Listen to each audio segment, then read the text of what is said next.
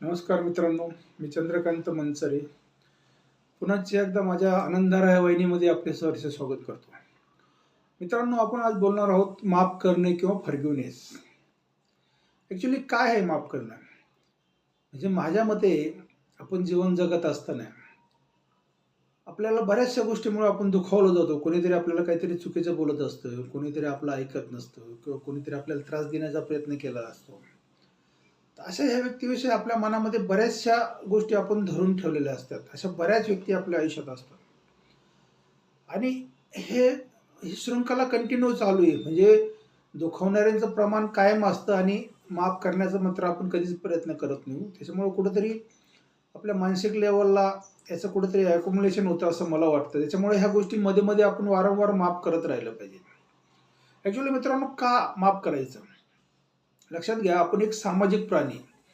आपण इथं समाजाशिवाय एकटं कधीही जगू शकत नाही. आपण लोकांच्या समूहामध्येच राहतो. त्यात पहिलं एक समूह असतो तो आपलं कुटुंब.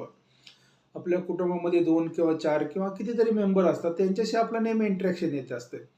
त्याच्यानंतर दुसरा तुमचा इंटरॅक्शनचा भाग असतो तो तुमचं ऑफिस, कार्यालय किंवा कामाचं ठिकाण किंवा व्यवसायाचं ठिकाण. आणि त्याच्यानंतर तुम्ही एक सामाजिक जे तुम्ही कार्यक्रम करता किंवा समाजात वावरताना पण तुमच्या बऱ्याच लोकांशी संपर्क येत असतो. तर साधारण ह्या प्रत्येक लेव्हलला आपला जो संबंध येत असतो आणि तिथं कुठेतरी कोणीतरी म्हणजे चुकून तुमचं ऐकत नसतं किंवा कोणाकडनं तुम्ही दुखावलं जातात किंवा कोणी जाणीवपूर्वक तुम्हाला त्रास देण्याचा प्रयत्न करतो, असं होतच असतं. आणि ह्या गोष्टी आपण काय करतो, की आपल्या मनाच्या लेव्हलला धरत जातो, धरून ठेवत जातो. म्हणजे समजा तुम्हाला कोणतरी एखादी व्यक्तीने तुम्हाला दुखवलं, तर तुम्ही कधी-कधी असाही संकल्प करतात, की मी याला मरेपर्यंत विसरणार नाही. कोणीतरी असाही संकल्प करतो, की मी याला पुढचे 7 जन्म विसरणार नाही. मित्रांनो, हे जरी आपल्याला वाटतं, की कदाचित आपल्या दृष्टीने योग्य आहे, पण माझ्या मते हे मानसिकदृष्ट्या चुकीचं आहे.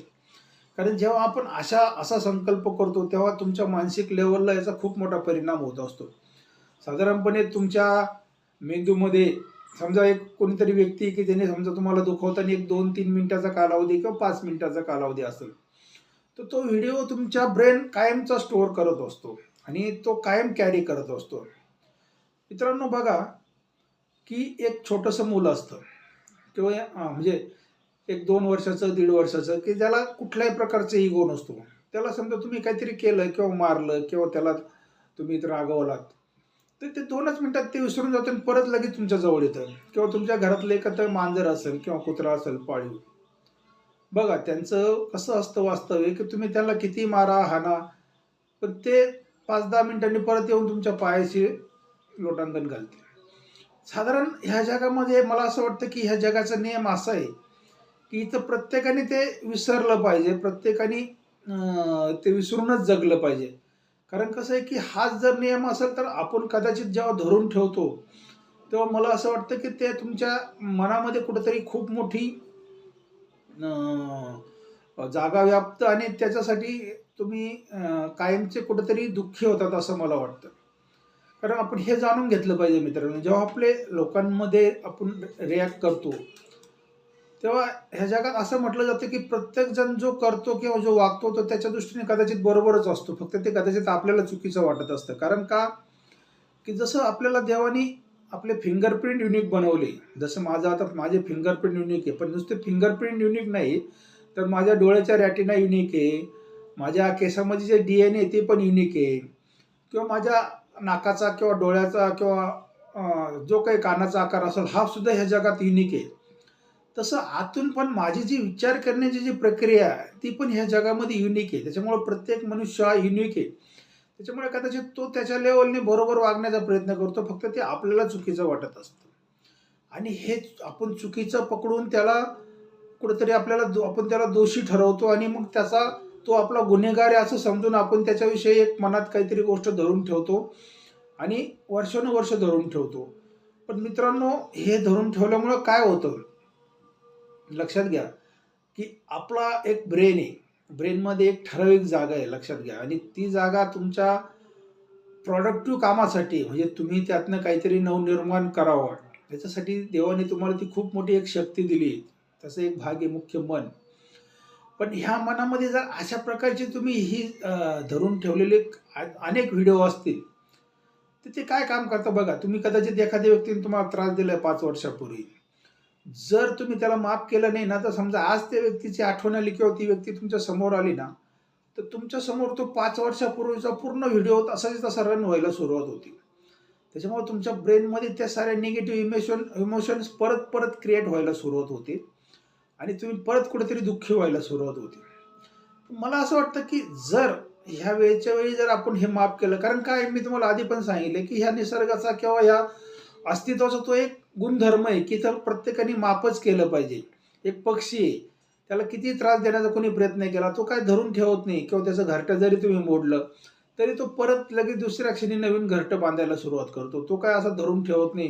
किंवा मधमाशीचं पोळं आपण जर काढलं, मध काढून घेतल्या, तर त्या काय वर्षानुवर्ष आपल्याला कुठं आपल्या आपल्याविषयी राग धरून ठेवत नाही. त्या विसरून जातात आणि परत दुसरं पोळं करायला सुरुवात करतात. तर मला असं वाटतं आपण सुद्धा हा नियम नक्की आपल्या आयुष्यात आणला पाहिजे. कारण का? की तुमचे जे कुटुंबीय आहे किंवा तुमचे जे आप्त स्वकीय आहे, हे तुमचे लोक आहे. हे आपले सर्वात जवळचे माणसं आहे आणि मनुष्य आहे, जगताना चुका होणार आहे.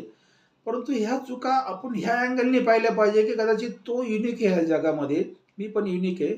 तर त्यांनी त्याचा रोल कदाचित व्यवस्थित पार पाडला, पण तो मला चुकीचा वाटतो. पण त्याच्यामुळे मी माझ्या अँगलने जर त्याला बघण्याचा प्रयत्न केला, तर तो माझा इगो असू शकतो. तर मला असं वाटतं की माझ्या इगोमुळं मी त्याला ते दोषी ठरवतो आणि त्याच्याविषयीचे मनात धरून ठेवतो. बरं, हे धरून ठेवल्यामुळे काय होतं तुम्हाला सांगतो, की आपल्या शरीरामध्ये जे समजा ज्या 37 ट्रिलियन पेशी आहे, ह्या प्रत्येक पेशी तुमच्या ब्रेनशी कनेक्ट असतात आणि ब्रेनमध्ये समजा एखादी इमोशन क्रिएट झाली निगेटिव्ह किंवा पॉझिटिव्ह, त्याचा डायरेक्ट इनडायरेक्ट इफेक्ट त्या तुमच्या प्रत्येक पेशीवर घडत असतो आणि पेशीमध्ये ज्या एका सेकंदाला साधारण 1,00,000 रिॲक्शन होत असतात, त्यातनं जे केमिकल निर्माण होत असतात, ह्या याच्यावर डायरेक्ट परिणाम होतो. समजा तुम्ही जर वारंवार स्ट्रेसमध्ये राहिला किंवा वारंवार जगाविषयी असं तुम्ही निगेटिव्ह भावना निर्माण करत राहिला, तर तुमच्या ब्रेनमध्ये त्या साऱ्या निगेटिव्ह इमोशन्स क्रिएट होणारे सर्व पेशी तुमच्या स्ट्रेसमध्ये काम करणार. त्याच्यामुळं तुमचं शरीराचं जे नॅचरल मेटाबॉलिझम आहे ते कुठेतरी चुकून जाणार. मग तुम्हाला कुठेतरी बीपी किंवा डायबिटीज किंवा हार्ट अटॅक सारखे प्रॉब्लेम क्रिएट व्हायला सुरुवात होते मित्रांनो. तर मला असं वाटतं की जर आपण ही गोष्ट मनामध्ये ठामपणे ठरवली की मला जे घडतंय ते ॲक्सेप्ट केल्याशिवाय ह्या जगामध्ये काही माझ्याकडं पर्याय नाही आणि माफ करणं हा जर ह्या निसर्गाचा किंवा ह्या जर अस्तित्वाचा गुणधर्म असेल, तर मी सुद्धा जर मला इथं आनंदी राहायचंय तर मी तो फॉलो केलाच पाहिजे. मित्रांनो, माफ करायचं म्हणजे काय करायचं? तर मी तुम्हाला आज पहिलं सांगतो की आज समजा ह्या क्षणी तुम्ही किंवा आज संध्याकाळी जेव्हा तुम्ही झोपायला जाल, तर त्यावेळेस एक साधारण बेडमध्ये 5 मिनिटं शांतपणे बसायचं आणि जे जे आत्तापर्यंत ज्या व्यक्तीविषयी तुम्ही मनामध्ये काही गोष्टी धरून ठेवलेल्या असेल, कोणी 5 वर्षापूर्वीचं असेल, 10 वर्षापूर्वीचं असेल, 15 वर्षापूर्वीचं असेल किंवा 2 दिवसापूर्वीचं असेल, तर हे सर्व व्यक्ती आठवायचे आणि फक्त आणि फक्त तुम्ही शांत बसून त्यांना सर्वांना सांगायचं की मी तुम्हाला माफ केलंय. बाकी तुम्हाला इथं भौतिकदृष्ट्या कुठेही कोणाला फोन करून सांगायची गरज नाही किंवा कारण हे तुम्ही त्या व्यक्तीसाठी करत नाही. लक्षात घ्या, तुमच्या मनामध्ये जे तुम्ही धरून ठेवलंय तर त्यातनं तुम्हाला रिलॅक्स व्हायच्यासाठी ही प्रक्रिया करायची.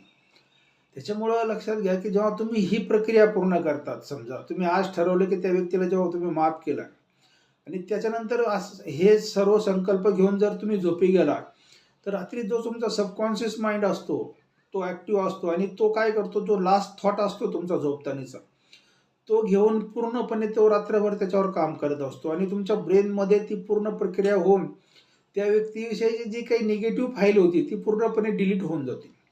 म्हणजे ती व्यक्ती जरी भविष्यात तुमच्या समोर आली किंवा आठवलं तुम्हाला त्या व्यक्तीविषयी काही, तरीही तुम्हाला त्या इमोशन्स क्रिएट होणार नाही की ज्या तुम्ही पहिले करत होते. मित्रांनो, ही जर प्रक्रिया आपण डेली करत गेलो, डेली मी असं म्हणेल, दररोज तुम्ही झोपायच्या आधी दिवसभरात ज्या व्यक्तीने तुम्हाला त्रास दिलाय त्या व्यक्तींचे चेहरे समोर आणायचे आणि त्यांना मनापासून सांगायचे की ठीक आहे, कदाचित तुम्ही मला जो त्रास दिला तो कदाचित माझा तुमचा कुठेतरी कर्मभोगाचा पाठ असू शकतो, परंतु मी तुम्हाला पूर्णपणे माफ केलंय. आणि याच्यासोबत अजून एक काम करा मित्रांनो, की कदाचित तुमच्याकडनंही कोणाला त्रास झाला असेल, असंही होऊ शकतं दिवसभरात. तर तुम्ही त्या व्यक्तीची सुद्धा माफी मागून झोपा. ह्या दोन्ही गोष्टी करा, की ज्यांनी त्रास दिला त्यांना माफ करा आणि ज्यांना तुमच्याकडनं त्रास झाला त्यांना तुम्ही माफ करा. कारण जर असं केलं तर मी असं म्हणाल, की तुम्ही त्या अस्तित्वाचा जो नियम आहे तो फॉलो करताय आणि कदाचित तुमच्या मनामध्ये जे निगेटिव्ह इमोशन्स क्रिएट होत आहे किंवा होत आहे वारंवार, हे कुठेतरी कमी व्हायला सुरुवात होती आणि आपली कुठेतरी जी आनंद यात्रा आहे, जी आपण आपला जो मुख्य उद्देश आहे, की आपल्या प्रत्येकाच्या जीवनामध्ये 24 तास आनंद आणि आनंदच असला पाहिजे. तर ती यात्रा नक्कीच मला असं वाटतं सुखकर होईल. मित्रांनो, ही गोष्ट नक्की फॉलो करा. धन्यवाद. Thank you.